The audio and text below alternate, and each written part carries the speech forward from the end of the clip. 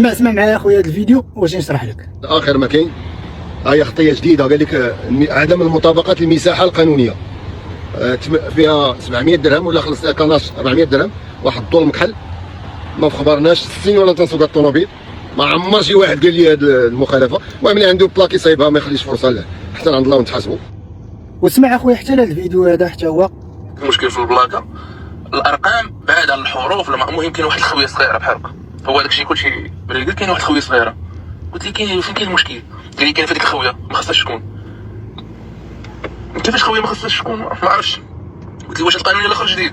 قال لي لا راه كاين في 2017، كان خارج في 2017. المشكل الاخوان هو عدم مطابقه المساحه القانونيه. شنو كيعنيو بها؟ كيعنيو بها ان البلاكه ديالك اخويا القداميه كيكون فيها 450 ملم، يعني 45 سنتيم. العرض ديالها تيكون 100 ملم، يعني 10 سنتيم. البلاكه اللورانيه كتكون اكبر واحد شويه، فيها 498 ملم، والعرض ديالها 110 ديال الملم. المشكل شنو هو هنا؟ كيفاش كيقيدوا لك مخالفه على هذيك البلاكه اللي عندك. مثلا هذه 6000 كيجيو الاخوان هنا كما شفتوا في الفيديو، كيكون الترقيم الاخوان هنا بحال دابا مثلا هنايا نديروا اصفار الاخوان تيجيو مثلا بحال هكا، وتتبقى هذه المساحه كبيره هنايا. هذه المساحه الكبيره اللي كتبقى هي فين عندك ديك المخالفه اللي كيشوفوها هما بالعين المجرده، كتبان هنايا خاويه كبيره. وكيكون هذا الحرف هذا تيكون مائل الاخوان هنا بزاف، مثلا تيكون هنا قريب للخط، وعاد كتكون الشرطانه وكتكون هذه المساحه كبيره.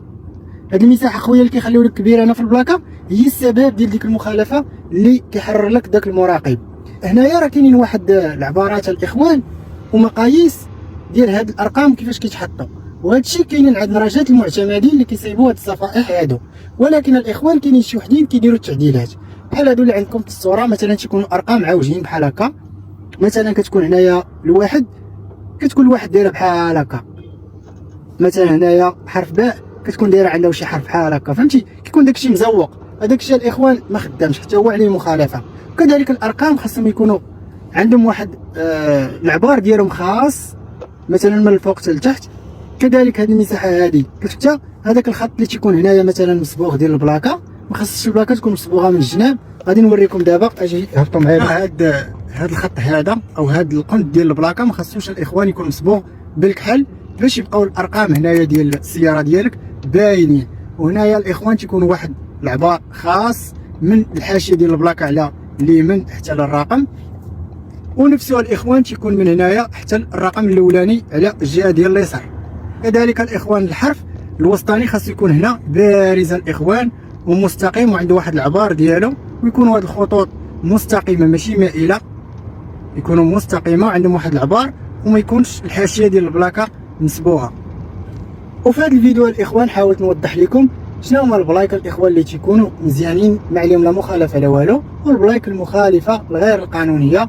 وكاينين الاخوان حتى شي وحدين هما نبينهم لكم دابا كيكونوا فيهم هنايا الاخوان شي الرايه ديال المغرب او الرايه ديال فرنسا زايده هو من عنده، او شي زواقه. فداك الشيء الاخوان كامل مخالف للقانون. حاول اخويا تمشي لشي مكتب يكون معتمد وعنده مصداقيه باش تصيب البلاكه ديالك اذا كانت مخالفه. بارطاجي الفيديو مع الاخوان الاصدقاء. الى اللقاء.